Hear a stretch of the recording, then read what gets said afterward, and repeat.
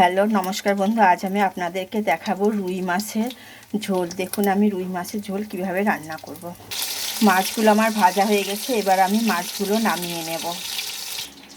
এখানে আমি নিয়েছি পেঁয়াজ, আদা, রসুন, জিরে, গোটা জিরে, ধনে বাটা, ধনে আর সর্ষে, পোস্ত আর নেব টমেটো। এবার এগুলোকে আমি ভালো করে পেস্ট করে নেব। এবার মাছগুলোকে আমি তুলে নেব। এবার আমি কড়াইতে দিয়ে দেবো আর একটু তেল।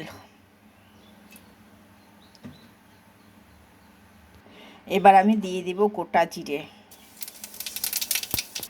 আর দিব দারচিনি, তেজপাতা আর এলাচটা ফাটিয়ে দিয়েছি। একটু হলুদ দিয়ে দেব, না হলে তেলটা ছিটাবে। এবার আমি পেস্ট করা মশলাগুলো দিয়ে দেব।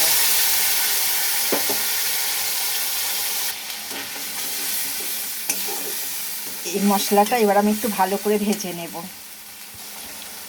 আর দিয়ে দেব ঝালের গুঁড়োটা দেওয়া হয়নি। এবার দেব স্বাদ মতো নুন।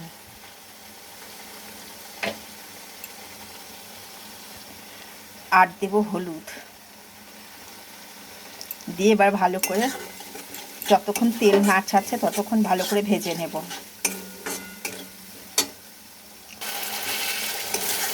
এবার মশলাটা আস্তে আস্তে যখন তেল ছাড়ছে, আর একটু তেল ছাড়লে সামান্য জল দিয়ে দেব।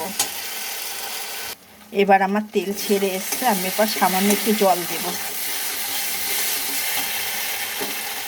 বাটিটা ধুয়েই জল দেব।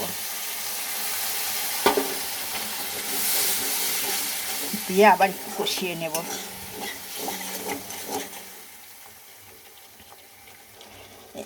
একটু কালার হওয়ার জন্য আমি একটু কাশ্মীরি লঙ্কা দেব, লঙ্কার গুঁড়ো দেব।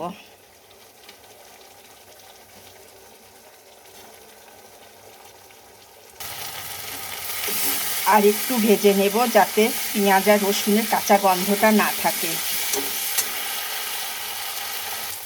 এবার আমার দেখুন এটা ভাজা হয়ে গেছে, মশলাগুলো লেগে ধরছে, তেলও ছেড়ে গেছে। এবার আমি সামান্য জল দেব।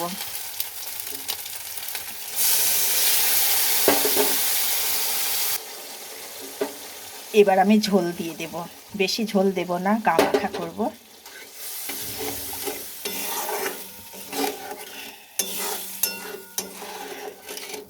এবার ফুটে উঠলে আমি এবার মাছগুলো ছেড়ে দেব।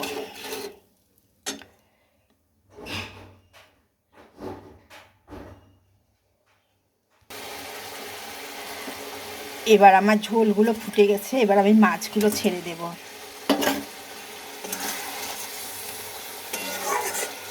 মাছগুলো দিয়ে কিছুক্ষণ ফোটাবো যাতে মাছের ভেতর ঝোলগুলো বা মশলাগুলো ঢুকে যায়।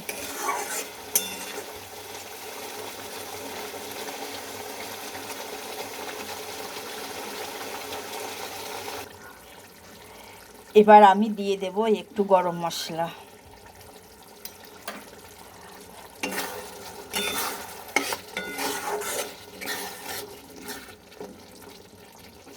এবার ওপর দিয়ে ছিটিয়ে দেব ধনেপাতা।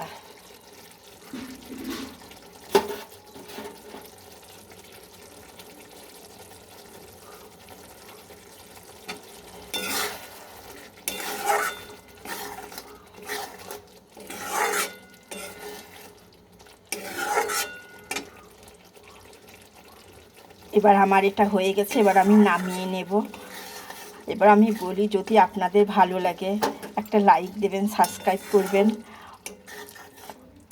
অনেক মেহনত করে করেছি, একটু দেখবেন।